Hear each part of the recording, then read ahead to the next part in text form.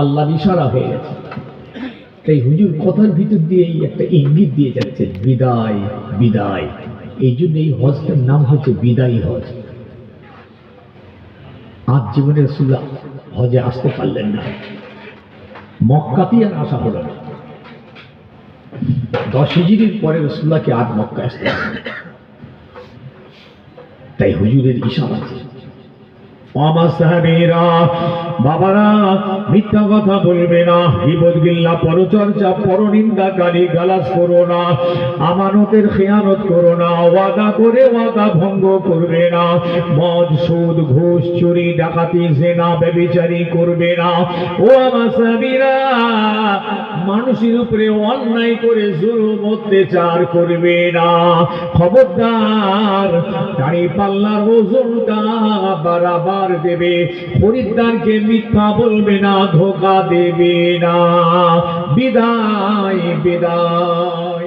রাসূলুল্লাহর মোবারক চোখ দিয়ে পানি গড়ায়, উটটার চোখ দিয়ে পানি গড়ায়, জরির বিন আব্দুল্লাহিল বাজলি সাহাবী চোখ দিয়ে পানি গড়ায়, গোটার ফার ময়দানের সাহাবীদের চোখে পানি এসে গিয়েছে, যেন রাসূলুল্লাহ আমাদের কাছ থেকে বিদায় হয়ে যাচ্ছেন, আর নবীকে আমরা পাবো না।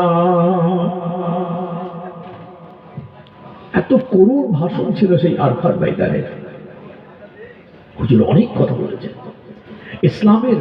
ইসলামের মূল ফান্ডামেন্টাল মৌলিক বিষয়গুলো সব রাসূলুল্লাহ দিন শুনিয়ে দিয়ে, কেন জানেন এত মানুষ নবী আর জীবনে পাবেন না। হজের মৌসুম তো, সারা আরব জাহান থেকে সব মানুষ ওখানে হাজির হয়েছে, ইসলামকে পৌঁছে দিচ্ছে রাসূলুল্লাহ।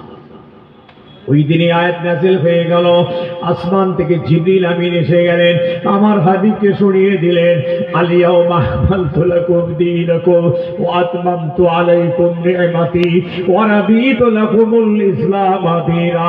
হে আমার হাবিব, আজ আমি আপনার দ্বীন ইসলামকে পরিপূর্ণতা দান করে দিলাম। ওয়া আতমামতু আলাইকুম নি'মাতি, আর আপনার উপরে আমার নিয়ামতকে আমি পরিপূর্ণ করলাম।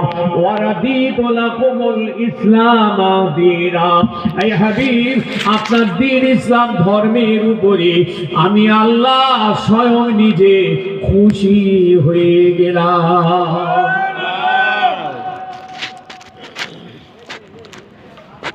এটা একটা ইশারা ছিল রাসূলের কাছে যে হাবিব, আপনার চলে আসার টাইম হয়ে গেছে, আপনার দুনিয়া থেকে চলে আসার টাইম হয়ে গেছে।